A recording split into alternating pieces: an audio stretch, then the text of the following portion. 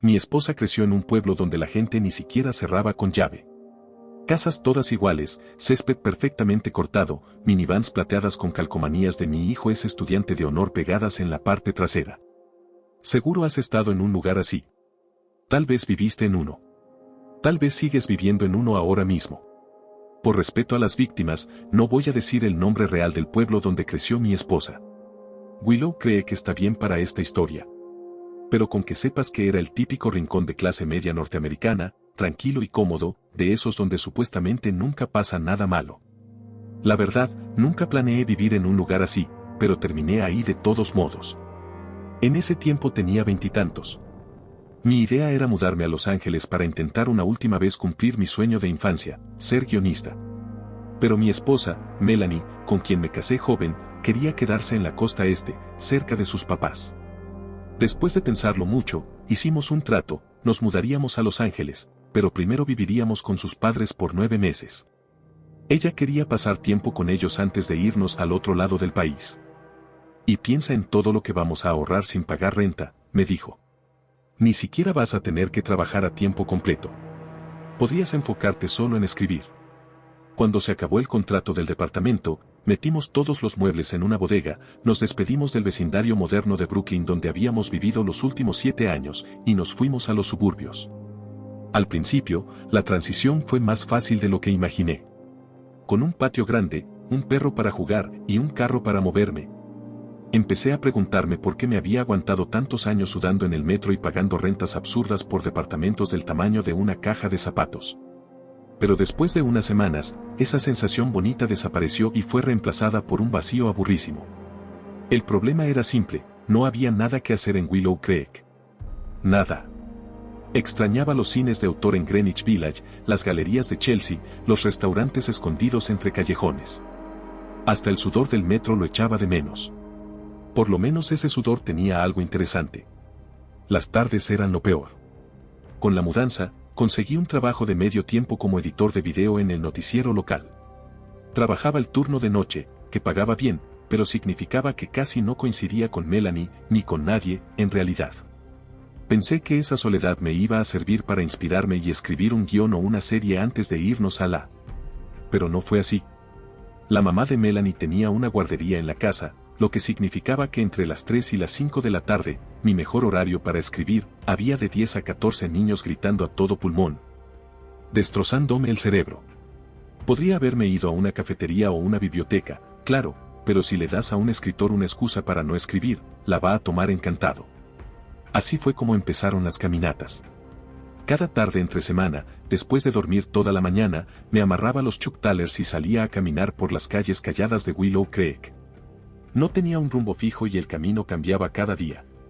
Llueva o truene, salía a explorar el vecindario, memorizando nombres de calles, fijándome en las casas donde estaban construyendo algo nuevo. Me decía a mí mismo que esas caminatas eran productivas, que me ayudaban a ordenar ideas, a planear escenas en mi cabeza. Pero la verdad es que nunca pasaba nada. La mayoría de los días solo escuchaba jazz viejo, saludaba con una sonrisa fingida a los vecinos paseando a sus perros y contaba los días para largarme de ahí. Una tarde lluviosa me encontré con un camino fuera del pavimento. Iba por debajo de unas torres eléctricas enormes y parecía seguir eternamente. Me detuve y lo miré, intrigado por lo extraño y atractivo que se veía. Era como un granito en la cara de un adolescente, fuera de lugar, pero al mismo tiempo como si siempre hubiera estado ahí. Busqué algún letrero que dijera que estaba prohibido pasar, pero no había nada. Lo tomé como una invitación abierta. Total, si alguien me decía algo, siempre podía dar media vuelta. En una decisión que me iba a perseguir durante años, pisé la grava. Las piedras crujieron de forma deliciosa bajo mis pies, como una señal sonora de que ya había cruzado al otro lado. Empecé a caminar, dejando que las torres eléctricas me guiaran, sin saber a dónde me iban a llevar. Con apenas 5 pasos, ya sentía que había salido de Willow Creek. A los lados del camino todo era humedad y lodo. Maleza crecía entre las piedras y me rozaba las rodillas. El aire olía a drenaje, como si la tierra estuviera podrida. Mosquitos me picaban los tobillos. Ratones corrían entre la maleza y se escondían bajo tierra, seguramente para alejarse de mí. Pero a pesar de lo feo, el camino tenía algo encantador. Después de tanto tiempo viviendo en ciudad, Me había acostumbrado a cierta dosis de peligro sucio. Y la verdad, lo extrañaba. Ese sendero llenaba ese hueco. Ahí me sentía vulnerable, alerta, vivo. Pero sobre todo, solo. Sí, había rastros de que alguien más había estado ahí, cobijas rotas, periódicos viejos, un montón de botes vacíos de chicles y Zebreakers, los grandes, de 100 piezas, también restos de fiestas adolescentes, botellas de cerveza. Condones usados, grafitis con consignas pintadas detrás de las cercas de vinil. Pero no parecía que nadie fuera por ahí durante el día. Durante el día, era mío. Mi lodo, mis hierbas crecidas, mi olor a mierda. Ese camino era libertad. Era soltar el control. Era un pedacito de poder en una vida que cada día sentía menos mía. Ese primer día no caminé demasiado por el sendero. Quise dejar un poco de misterio para la próxima vez. El segundo día avancé un poco más. El tercero y el cuarto, incluso más lejos. Después de una semana, ya caminaba tanto que empecé a llegar tarde a la cena. ¿Por dónde caminaste hoy?, me preguntó Melanie. Por ahí, le dije. ¿Por ahí dónde? Ya sabes, el vecindario. Nada fuera de lo normal. Una de las cosas más curiosas del camino era cómo cruzaba Willow Creek de lado a lado, como una arteria. Las casas estaban justo al lado, con los patios traseros separados solo por una fila de cercas. La mayoría eran altas, blancas y opacas, pero las que eran bajitas o algo transparentes ofrecían una vista rara de la vida suburbana, aspersores descompuestos, cobertizos infestados de abejas, columpios abandonados. A veces veía a una ama de casa por la ventana, tomando vino por la tarde. O alcanzaba a ver una tele prendida en Fox News, iluminando una sala vacía y triste. Me fascinaba cómo algunas casas, que desde el frente parecían impecables, por detrás estaban hechas pedazos. Por cada fachada recién pintada, había 10 tejas despegadas, 2 muros manchados y una piscina verde y asquerosa llena de renacuajos. Como si los dueños se hubieran quedado sin dinero justo después de que los contratistas terminaron la parte frontal. Supongo que pensaban que nadie iba a ver la parte de atrás, porque ¿quién, en su sano juicio, andaría caminando por ese sendero asqueroso y se pondría a mirar? Muchas veces me sorprendía pensando en las propias torres eléctricas, lo fácil que era ignorarlas a pesar de lo importantes que son para la vida diaria. Las líneas eléctricas alimentan nuestro internet, nuestras teles, nuestros sistemas de seguridad.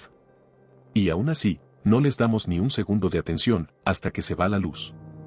No las protegemos, no las valoramos. En la mayoría de los casos, las mandamos a los rincones más alejados para fingir que no existen. Rincones donde cualquiera, con malas intenciones, podría hacerles daño. El día que lo vi empezó como cualquier otro. Llegué de trabajar a las 4 de la mañana, dormí hasta la 1:30 de la tarde, comí un snack, pensé en escribir algo, pero no escribí nada, y salí a caminar. Ya llevaba un mes yendo al sendero, y el verano empezaba a volverse otoño. Aunque el camino en sí no tenía árboles, la gente que vivía a los lados los tenía en sus patios y tiraban las hojas por encima de la cerca para no tener que embolsarlas. El colorido de las hojas hacía que el camino se viera encantador, casi mágico, y además ayudaba a tapar el olor a drenaje.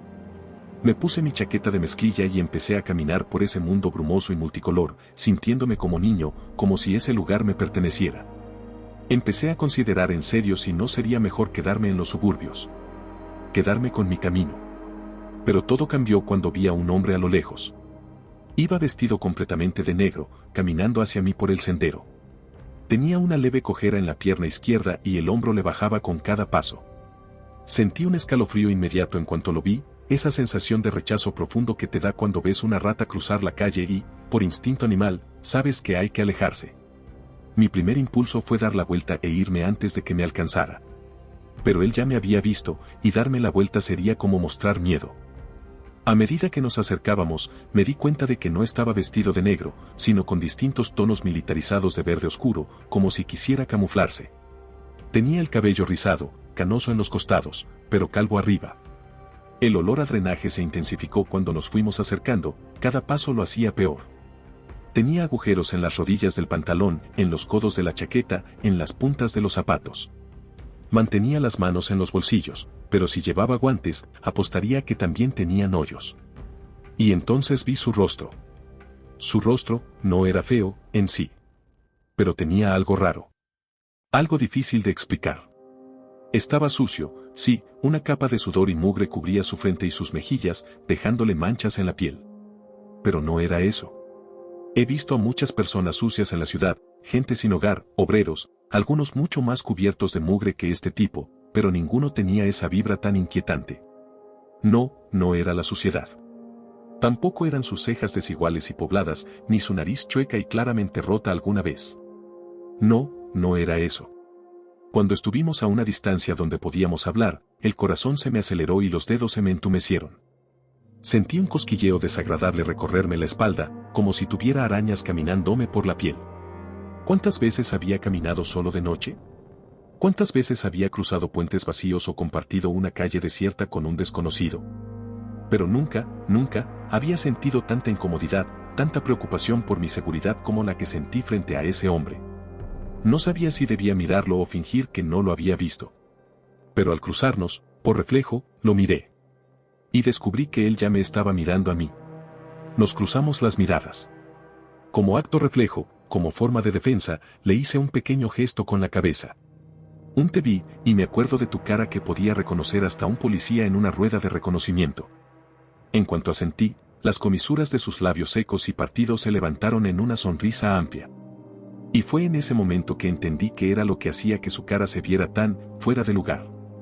Sus dientes. A pesar de la suciedad, de la ropa rota, del olor, tenía unos dientes espectacularmente blancos. Blancos como de estrella de cine. Blancos como el anillo de luz de un eclipse solar. Eran tan blancos, tan perfectos, que parecían arrancados de otra boca y trasplantados en la suya en alguna operación clandestina hecha en una bañera sucia. También eran un poco grandes, como si no le encajaran del todo. Mientras él me sonreía con esos dientes de porcelana, y yo lo miraba de vuelta, escuché un sonido leve que rompió el crujido de las hojas secas y la grava bajo sus botas manchadas por el agua. Era un pop rítmico, un golpecito húmedo que, al ver cómo movía la mandíbula, reconocí como el sonido de alguien masticando chicle. Pop, pop, pop. Me sostuvo la mirada un momento más, aunque se sentía como si me estuviera mirando a través, no directamente a mí, hizo unos cuantos pops más con el chicle, y siguió caminando. Yo también seguí mi camino, acelerando el paso sin que se notara demasiado, intentando no voltear a verlo tan seguido. Cuando me animé a echar un vistazo por encima del hombro, ya estaba a unos 30 metros de distancia, sin señales de que fuera a detenerse. A la segunda mirada, ya se estaba perdiendo en el horizonte. Solo otra vez en el sendero, y sintiéndome seguro otra vez, solté una carcajada fuerte y aliviada. Qué paranoico había sido al desconfiar de ese tipo, qué prejuicioso. Sí, estaba sucio, y sus dientes eran raros, pero al final del día, solo estaba caminando, igual que yo. ¿Y desde cuándo eso era delito? Capaz que él estaba igual de asustado de mí como yo de él. Y ahí estaba yo, parado como un idiota, riéndome solo como loco. Me limpié una lágrima tonta de alivio. Esto es Willow Creek, me recordé. Aquí nunca pasa nada malo. Pasaron las semanas y seguí haciendo mis caminatas por el sendero, cambiando mi chaqueta de mezclilla por un abrigo de invierno y mi gorrito naranja favorito. No volví a ver al hombre, pero sí aparecieron algunos envases nuevos de chicles que asumí que eran suyos. Pasé el día de Acción de Gracias y Hanukkah con mis papás en Florida. El clima cálido y los paisajes pastel fueron un buen descanso del frío gris del noreste. Pero después de 3 días escuchando a mi mamá hablar de su amigo cuyo hijo trabajaba en finanzas y que quizá podía ayudarme a conseguir un trabajo mejor pagado, empecé a extrañar Willow Creek. En cuanto volví, me di una buena caminata larga. Melanie se tomó 3 semanas libres en las fiestas. Era como el último esfuerzo para que la familia estuviera junta sin interrupciones de trabajo. Eso significó que ahora ella también estaba en casa durante el día, justo cuando yo solía salir a caminar. Y aunque me encantó pasar tiempo con ella, no podía evitar sentir que a cada día le faltaba algo sin mi caminata de soledad. Hubo algunas tardes en las que logré convencerla de que saliera a caminar conmigo, pero Melanie no tardaba en quejarse del frío, y terminábamos regresando antes de lo planeado. ¿Y si mejor nos vamos a la casa a tomar chocolate caliente?, me decía. Como la familia de Melanie es puertorriqueña, celebramos Navidad la noche del 24. Fue una velada cálida, llena de risas y buena comida. Todos andábamos en pijama y abrimos los regalos a la medianoche. Los papás de Melanie me regalaron un par de botas nuevas. Sabemos cuánto te gusta caminar, dijo su papá mientras me las probaba. Como ya habíamos celebrado la noche anterior, el plan para el 25 era ir al cine y luego comer comida china. Yo crecí en una familia judía, así que eso me hizo sentir en casa. Melanie y los suyos incluso me dejaron elegir la película. Nos levantamos tarde, limpiamos el desorden que quedó de la noche anterior y desayunamos tranquilos. El clima estaba inusualmente cálido para ser Navidad, como unos 5 grados. Durante toda la mañana cayó una llovizna intermitente que cubría el paisaje de gris. Si no hubiéramos comprado las entradas del cine por adelantado, seguro nos habríamos quedado en casa. Mientras íbamos por el vecindario en la minivan de los papás de Melanie, vi una luz azul a lo lejos, borrosa por la lluvia y la neblina. ¿Qué es eso?, pregunté. ¿Qué cosa?, dijo Melanie, estirando el cuello para ver. Entrecerró los ojos. Parece una patrulla. ¿Será lo de Santa? ¿Lo de Santa?, preguntó su papá. Sí, ya lo has visto, pa. Cada año. Lo de cuando la policía lleva al tipo disfrazado de Santa. Y reparte bastones de dulce. ¿No era el cuerpo de bomberos el que hacía eso?, pregunté yo. Melanie se encogió de hombros. Nos acercamos más y la escena se fue aclarando. La luz no venía de una sola patrulla, sino de varias. Estaban estacionadas en fila a lo largo de la calle. Conté 8 en total, todas tipo SUV. Una brigada. Al final de la fila había 2 ambulancias. El auto delante de nosotros redujo la velocidad, probablemente por curiosidad, lo que nos dio tiempo a mirar también. A la mitad de la cuadra, una casa estaba rodeada con cinta amarilla de la policía. Varios agentes estaban en el jardín, caminando por el pasto mojado y sacando lodo con sus botas. Uno de ellos tenía una tablilla y tomaba notas, mientras otro señalaba el suelo y decía algo. Después de tantas películas, la actitud de los policías me sorprendió. Yo esperaba a esos típicos tipos de traje ajustado y peinado perfecto que siempre saben qué hacer. Pero estos eran lo opuesto. Se veían incómodos, inseguros, como si no supieran por dónde empezar. Uno en particular, joven, más joven que yo, no debía tener ni 25, se veía pálido, como con náuseas. Tenía las mejillas hinchadas y húmedas, como si hubiera estado llorando. Estaba ahí, parado con las manos en los bolsillos, balanceándose ligeramente sobre los talones, con los ojos rojos fijos en el suelo. Cuando la puerta principal de la casa se abrió, el auto de adelante frenó en seco para mirar. Estábamos en una calle angosta de un solo carril, así que nosotros también tuvimos que detenernos. 2 paramédicos salieron por la puerta, empujando una camilla con un cuerpo cubierto por una sábana blanca. A los pocos metros, una de las ruedas de la camilla se atoró en un surco profundo de la acera. Los paramédicos contaron hasta 3 al mismo tiempo, luego levantaron la camilla para seguir avanzando. El cuerpo envuelto en la sábana se veía pequeño, como de la mitad del tamaño de un adulto. Me sentí culpable por quedarme mirando y aparté la vista, justo cuando noté a los vecinos del otro lado de la calle. Estaban sentados en el porche, recostados en sillas de jardín, mirando todo como si fuera un show. Tenían gorros de Santa en la cabeza, cervezas en las manos y caras de morbosa fascinación. Fuera lo que había pasado, ya se había convertido en espectáculo. La puerta de la casa se abrió de golpe otra vez. Pero esta vez no salieron médicos ni policías, sino una mujer sola. Tendría unos 30 y tantos. Su cabello castaño y rizado estaba hecho un desastre, y una de las mangas de su bata color salmón se le caía, dejando al descubierto un hombro con pecas. Había estado llorando, claramente. La mujer dio unos pasos tambaleándose y luego empezó a correr hacia los paramédicos, con los pies descalzos golpeando el pavimento.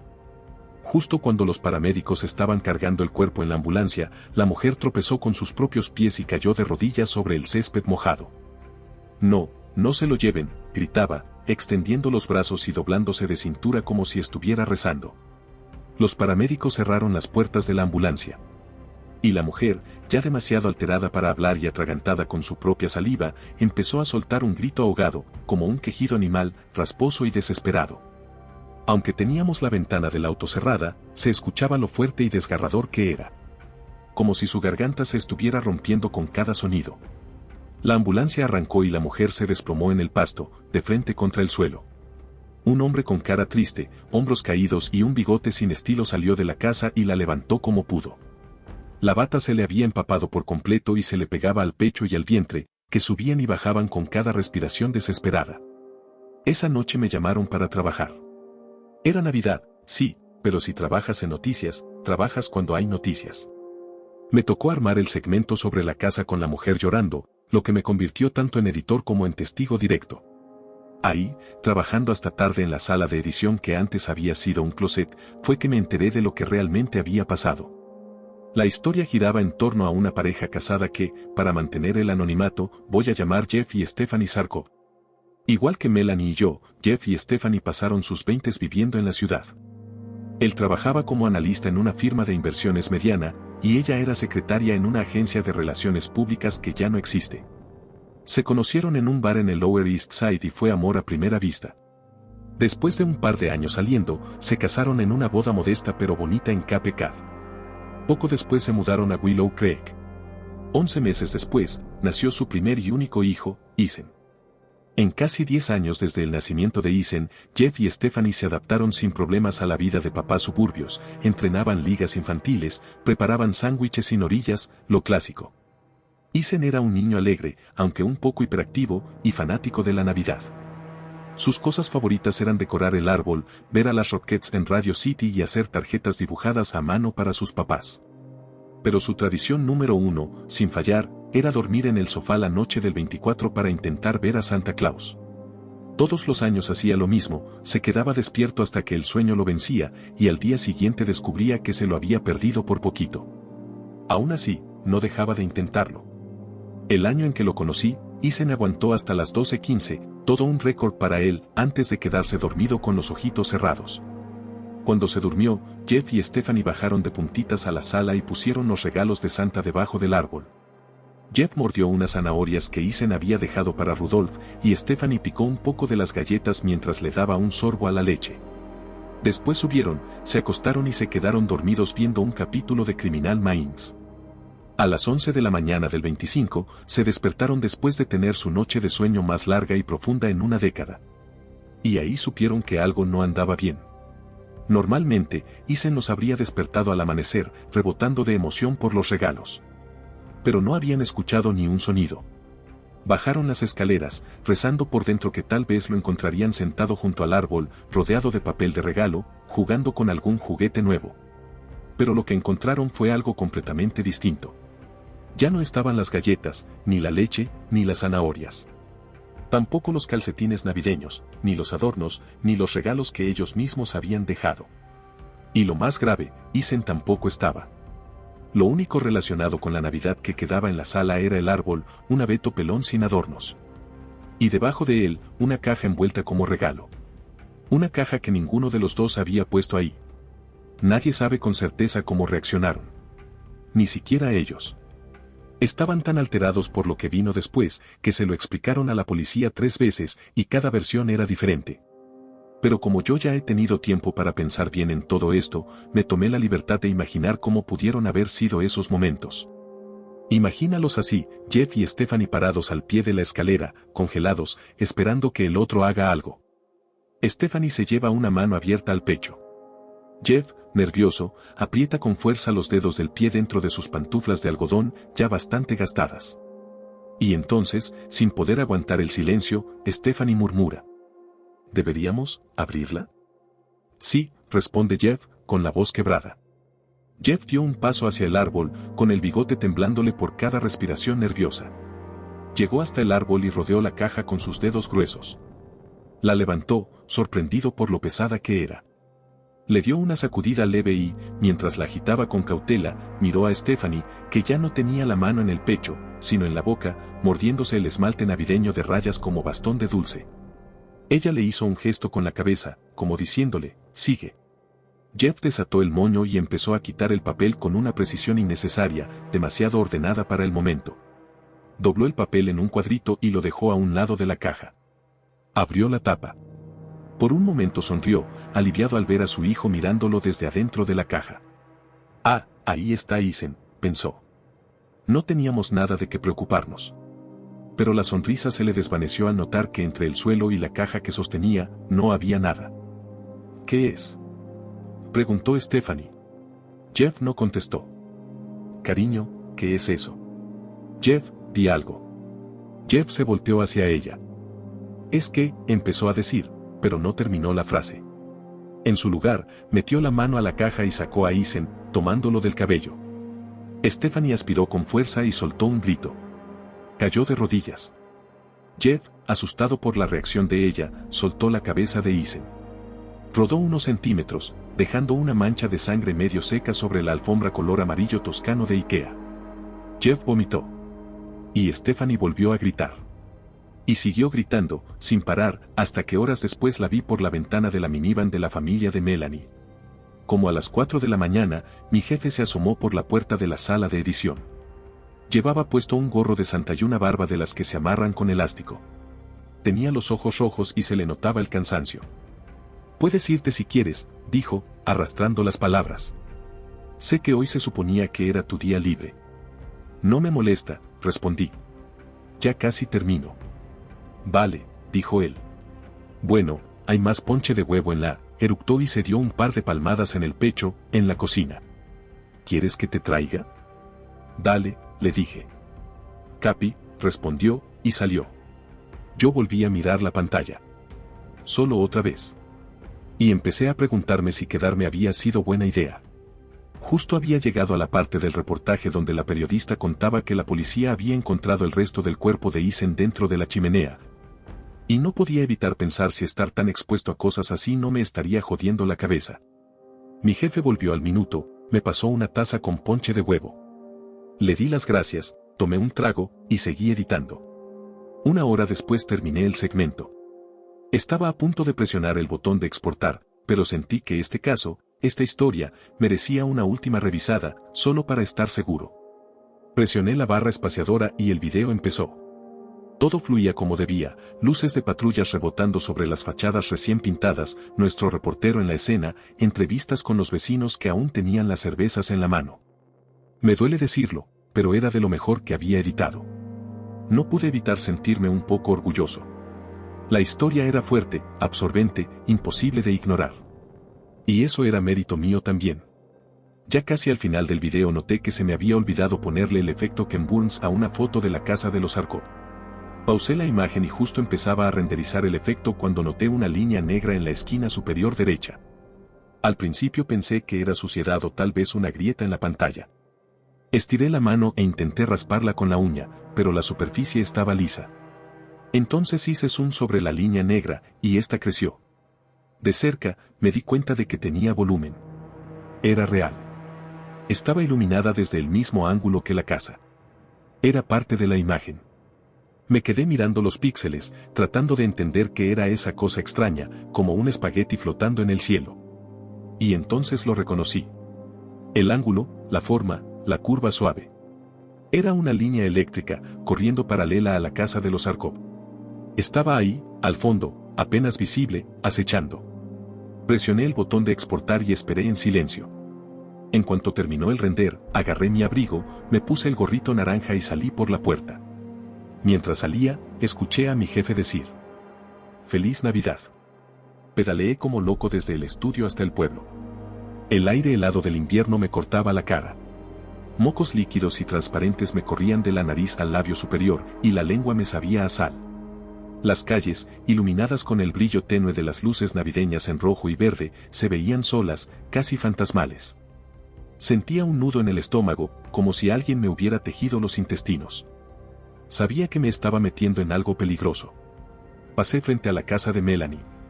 La luz de su ventana, de nuestra ventana, estaba apagada. Me preocupaba que el sonido metálico de la cadena mal engrasada de mi bici fuera a despertar al perro de la familia. Pero logré pasar sin que ladrara ni una vez. Seguí. Recorrí mi ruta habitual, la de siempre, la que normalmente caminaba. Pero en bici se sentía más corta, más aburrida. Justo cuando llegué al sendero de las torres eléctricas, el sol comenzaba a asomarse, aunque aún no tocaba el horizonte. Todo el paisaje estaba bañado en un azul opaco, como congelado. Los árboles sin hojas colgaban sobre el camino, oscuros y amenazantes.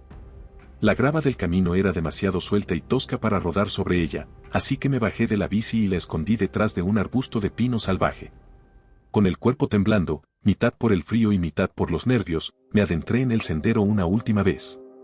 Fui observando los detalles familiares del camino, notando cómo habían cambiado durante esas 2 semanas de ausencia. El suelo congelado, el lodo, las montañas de basura desordenadas, la ropa abandonada. Eran diferencias pequeñas, pero se sentían. Miré hacia las casas. De algunas chimeneas salía humo. Varias se veían más deterioradas que antes, como un recordatorio de que la protección que tenemos contra los elementos es delgada, frágil, una ilusión. Pensé en la gente dentro de esas casas que aún no había escuchado la noticia. Como, en poco tiempo, un simple reportaje de televisión iba a destrozar para siempre su sensación de seguridad y comodidad. Seguí avanzando por el sendero, buscando ese algo. Una pista, una señal, cualquier indicio de que no estaba perdiendo el tiempo. Y entonces lo vi. Por el rabillo del ojo, noté un destello amarillo artificial al lado de una de las casas. Me tomó unos segundos, pero lo reconocí, cinta policial. Era una confirmación clara de que estaba frente a la casa de Jeff y Stephanie Sarko. Ahí estaba, fría y vacía, trágica en su simpleza. Si no fuera por la cinta, nunca la habría notado. Una vieja piscina de niños, agrietada, en el patio trasero.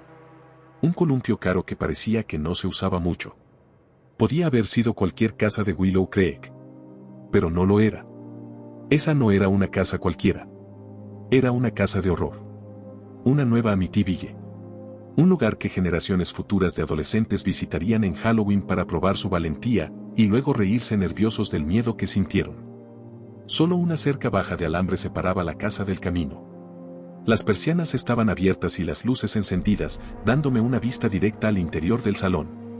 Podía ver algunas fotos enmarcadas, el árbol de Navidad, el sofá donde Ethan solía dormir.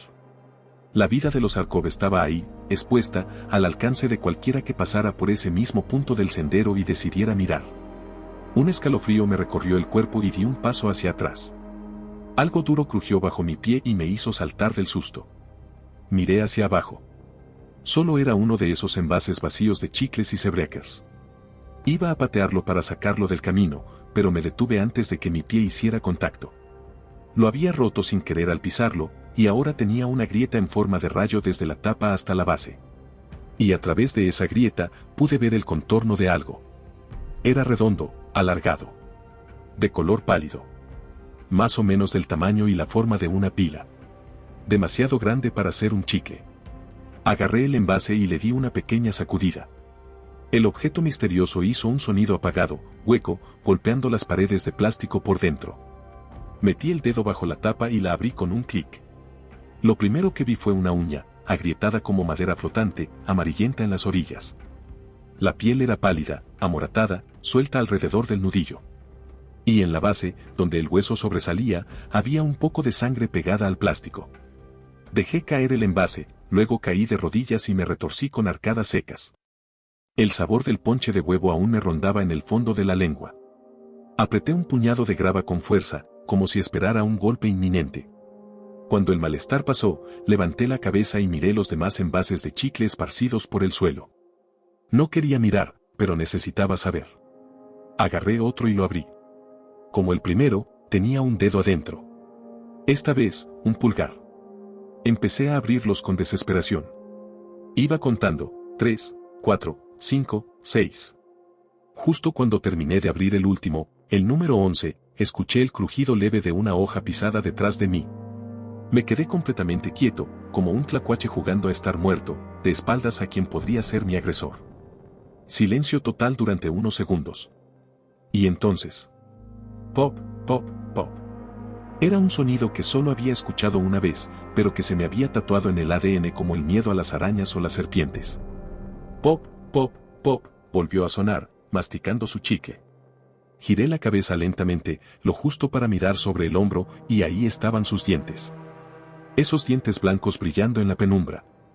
Y entonces salí corriendo. Corrí con el miedo de Dios, o algo peor, empujándome por la espalda. Corrí como no lo hacía desde las clases de educación física del colegio, a toda velocidad, las piernas adelantándose al cuerpo, los brazos agitándose para no perder el equilibrio. El gorro se me voló de la cabeza, pero no me detuve.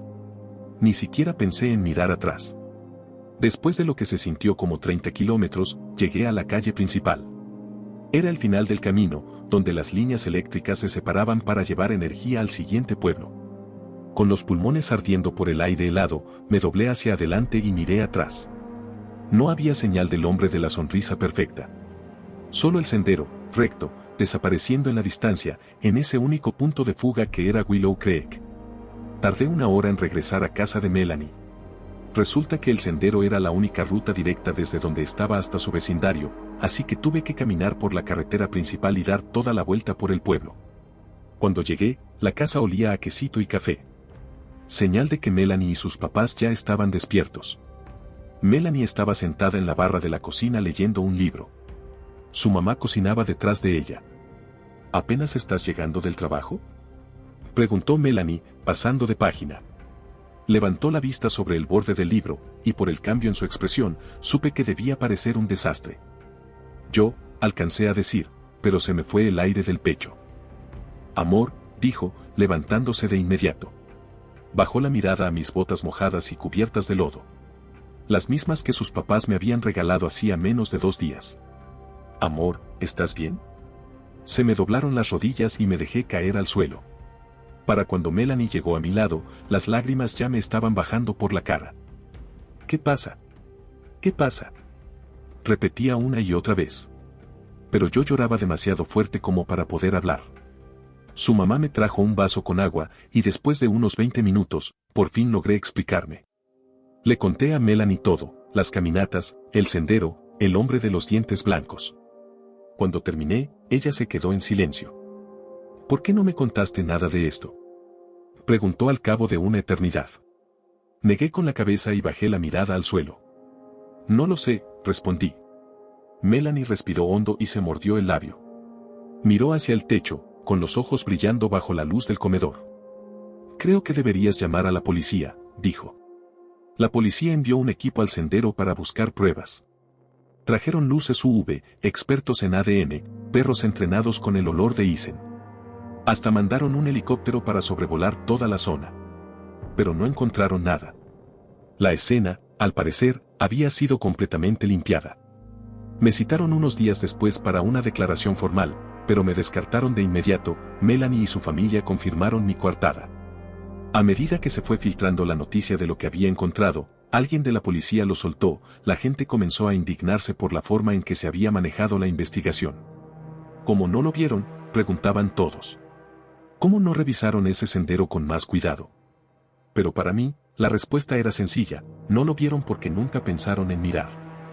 Para los habitantes de Willow Creek, incluida la policía, el sendero era una mancha, una herida abierta, fea, supurante. Más fácil de ignorar hasta que se infecte, que enfrentarla de frente. Para ellos, el sendero simplemente no existía. ¿Y cómo vas a mirar algo que no existe? El tiempo pasó sin eventos nuevos. En las semanas y meses después del asesinato, empezaron a aparecer carteles de se vende por todo Willow Creek. Pero no hubo más incidentes. A nivel personal, me sentía afortunado de haber salido de todo eso sin un rasguño. Sí, tuve pesadillas recurrentes donde se me caían los dientes, y a veces me costaba respirar cuando pasaba por el pasillo de los chicles en el supermercado, pero con el tiempo, casi todo se fue. Cuando se cumplieron los 9 meses en Willow Creek, Melanie y yo empacamos todo en un camión UAU, cruzamos el país y nos mudamos a un departamento en el barrio de Silver Lake, en Los Ángeles. Ella trabajaba desde casa, y yo pasaba mis días intentando escribir guiones en una cafetería sobre Sunset Boulevard. Después de un año completo, logré armar un guión decente, una historia oscura sobre un asesino serial. Nada original. Mandé cartas de presentación a agentes y managers por toda la ciudad. Solo me respondieron 2, y ambos me dijeron que, por temas legales, no podían aceptar material no solicitado. Empecé a salir a manejar durante el día, gastando gasolina solo para ver hasta dónde podía llegar en el desierto y regresar a tiempo para cenar. A veces me imaginaba manejando hasta Death Valley, hasta que el sol derritiera el auto y yo me fundiera con la arena. Una tarde, después de manejar hasta Pri, Nevada y volver, encontré a Melanie sentada en la mesa de la cocina, con los ojos llorosos y las lágrimas bajándole por las mejillas. ¿Qué pasa?, le pregunté. Ella levantó la vista y dijo eso que los dos llevábamos meses guardándonos. No me gusta este lugar. Quiero volver a casa. Terminamos el contrato de renta, cargamos de nuevo el UAU y regresamos a casa de su familia en Willow Creek, completando así nuestro recorrido de costa a costa. Volví a mi trabajo en el canal de noticias. Era como si nunca nos hubiéramos ido, como si nada hubiera cambiado. Un día, por impulso, decidí salir a caminar. Me dejé llevar por los pies, recorriendo el vecindario. Era invierno otra vez, y las decoraciones navideñas estaban por todas partes. Después de varias vueltas y giros al azar, terminé en una calle conocida. Una calle que daba a un sendero familiar. El miedo me cruzó el cuerpo como un flashback de ácido. Pero aún así, sentí la necesidad de acercarme. Di un paso al frente y caminé hacia el sendero. Cuando llegué a la entrada, sentí una mezcla de alivio y decepción al ver que el pueblo había instalado una reja metálica para bloquear el paso. La reja tenía 2 candados de acero y 3 letreros de prohibido el paso. Así que hasta aquí llegó, pensé. Me di la vuelta para irme, pero entonces una imagen se me vino a la mente: ruedas, rayos, manubrios, una cadena mal lubricada. Pensé que la bici ya no estaría ahí, pero igual valía la pena comprobarlo. Rodeé el arbusto de pino y, efectivamente, ahí estaba. Sucia, oxidada, pero en buen estado como para vender algunas piezas y recuperar algo del dinero que habíamos perdido con la mudanza. Saqué las ruedas desinfladas de los surcos donde se habían enterrado con el tiempo. Y justo cuando la jalé por completo, un pedazo de tela naranja se desprendió de uno de los manubrios. Me agaché para recogerlo y me congelé al darme cuenta de lo que era. Mi gorrito. El mismo que no había visto desde que se me cayó de la cabeza. Estaba tan brillante y naranja como el día en que lo compré. Lo tomé con los dedos. La tela estaba suave, limpia, y olía a detergente. Para nada era el estado en que uno espera encontrar una prenda que ha pasado casi 2 años a la intemperie en el clima del noreste. Giré la cabeza y solté la bicicleta, que cayó al suelo con un clank seco cuando la campanilla golpeó una raíz expuesta. El viento sopló. Y mi cuerpo se estremeció. De pronto, tenía frío. Más que con el granizo, más que en la noche, más que en el vacío total del espacio. Los dientes me castañeteaban, resonando dentro del cráneo. Con las manos temblando, me puse el gorrito y me abracé a mí mismo. Y ahí me quedé, congelado, solo, mirando por encima del hombro. En un pueblo donde, supuestamente, nunca pasaban cosas malas.